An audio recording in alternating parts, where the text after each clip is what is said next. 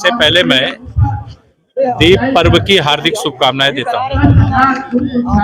आज वह दिन है जब त्रेता युग में भगवान श्री राम लंका विजय अर्थात रावण का वध करके महर्षि भरद्वाज जी के चरणों में प्रणाम करने आए थे और महर्षि जी की आज्ञा के अनुसार उस रात्रि यहीं पर विश्राम किए थे।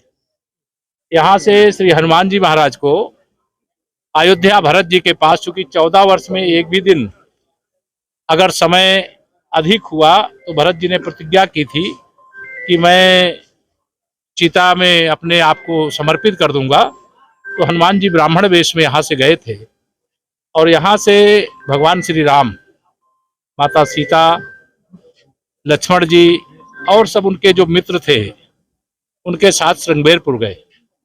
श्रृंगबेरपुर में सीता मैया ने गंगा मैया से जो मनौती मानी थी वहाँ गंगा मैया की पूजा किया। आज हम लोग श्रृंगबेरपुर भी गए थे, अयोध्या भी मैं गया था।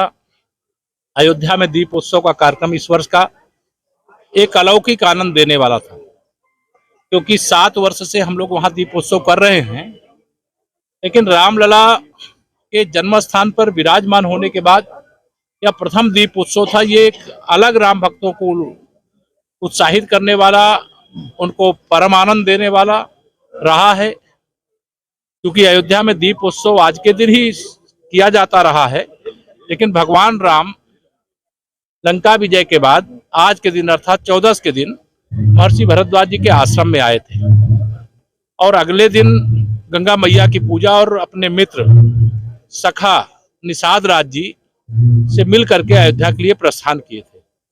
तो आज का दिन और कल का दिन, आज का दिन तो महर्षि भरद्वाज आश्रम के लिए ही, प्रयागराज के लिए ही है, और कल का दिन श्रृंगबेरपुर धाम के लिए और फिर अयोध्या के लिए है, जहां दीपावली का एक बहुत सुंदर पर्व मनाया जाता है। आज हमें बहुत हार्दिक प्रसन्नता है इस पवित्र स्थान जहां स्वयं भगवान श्री राम, माता सीता, लक्ष्मण जी, हनुमान जी, भरत जी, शत्रुघ्न जी, वशिष्ठ जी महाराज, सब लोगों का आना हुआ है। आज यहाँ पर दीपोत्सव ऐसे परंपरागत तरीके से सब लोग मनाते रहे हैं, लेकिन इस बार से दीपोत्सव यहाँ भी बहुत भव्य और दिव्य तरीके से शुरू हुआ है और श्रृंगबेरपुर धाम में भी शुरू हुआ है, और इसे और भव्य और दिव्य तरीके से संपन्न करने का अगले वर्ष से प्रयास किया जाएगा। क्योंकि यहाँ प्रयागराज कुंभ के कारण हम लोगों की और प्रयागवासियों की सदैव से इच्छा थी, पूज्य साधु संतों की, क्योंकि पहले गंगा मैया मान्यता के अनुसार यहीं से उनकी धारा थी और महर्षि भरद्वाज जी का यह कॉरिडोर बहुत अव्यवस्थित था, बहुत अतिक्रमण से ग्रस्त था, और इसे भव्य और दिव्य तरीके से बनाया जाए और उस दिशा में सरकार ने कदम उठाए हैं और उसका कुछ स्वरूप आज देख करके मुझे भी बहुत आनंद हुआ। हमारा प्रयास है कि कुंभ के पहले पहले इसको पूरा कर लिया जाए और जो भी जरूरत होगी कुंभ के बाद भी काम चलता रहे। प्रयागराज को तो इतना मिल रहा है कि लेने के लिए उनकी झोली छोटी पड़ रही है। और दीपावली की मैं आप सभी प्रयागराज वासियों को, प्रदेशवासियों को, देशवासियों को, दुनिया भर में बसे हुए भारतवासी जो दीपावली का पर्व मनाते हैं उनको सबको बहुत बधाई, शुभकामना देता हूँ।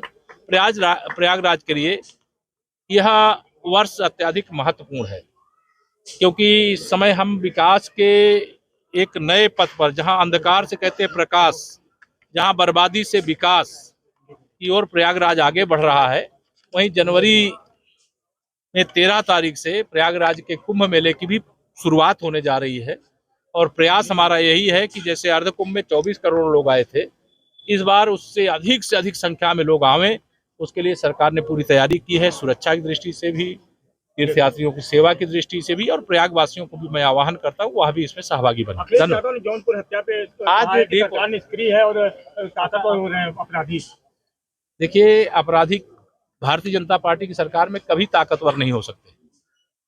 आज मैं अभी आ रहा था श्रृंगबेरपुर धाम से, एक चौराहा था जहां तमाम लुंगी छाप गुंडे बैठ करके लोगों को सताया करते थे।